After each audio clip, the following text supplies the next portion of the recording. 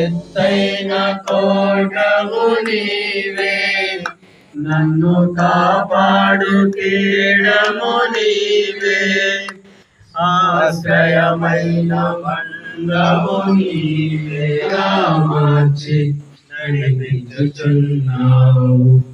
ఈ స్తుతి మహిమలు నీకే చెల్లించెదను జీవితాంతం. ఘనమైనవి నీ కార్యములు నా ఎడల, స్థిరమైనవి నీ ఆలోచనలు నా యేసయ్యా.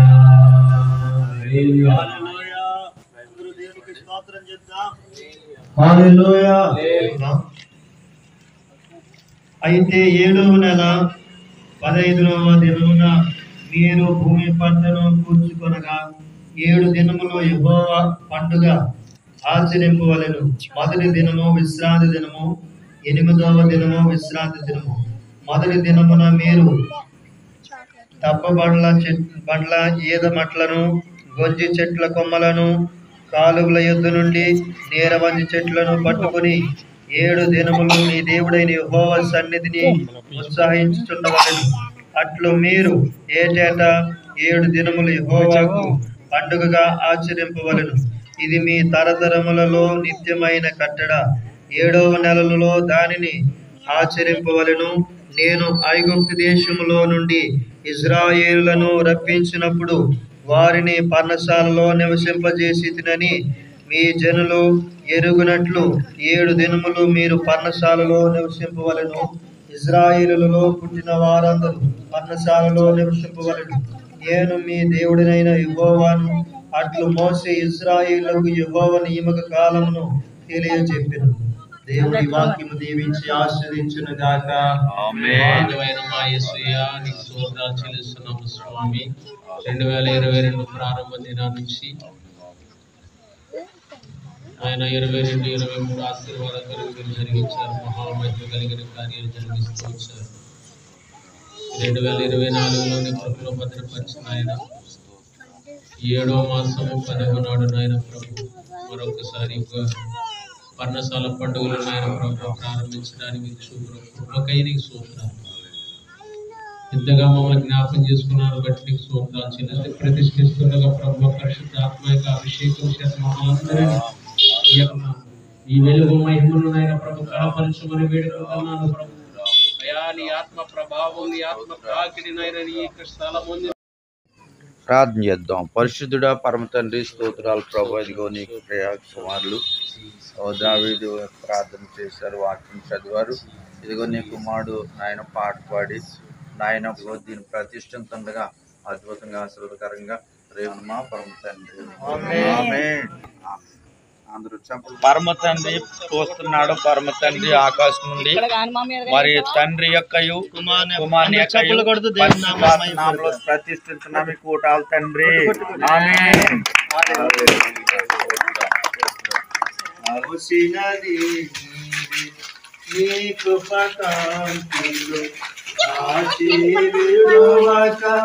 నడిపించుచున్నది నీవే,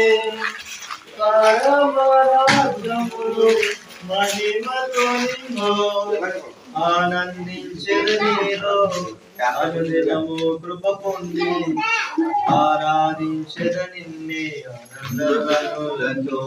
హల్లెలూయా హల్లెలూయా. చాలు చెప్తున్నా.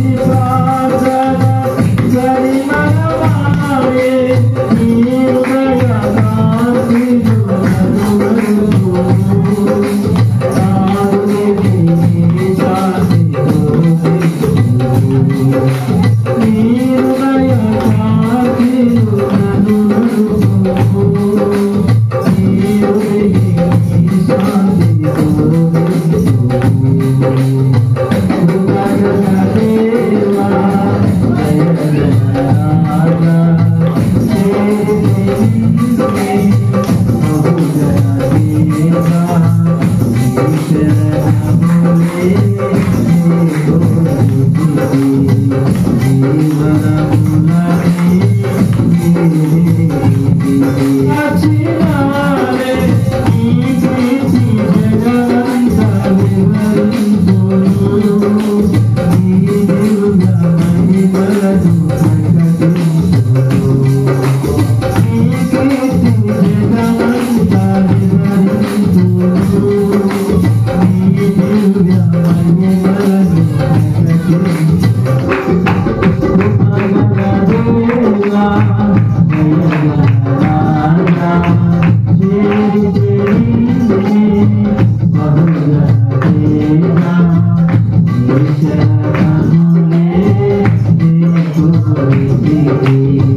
you.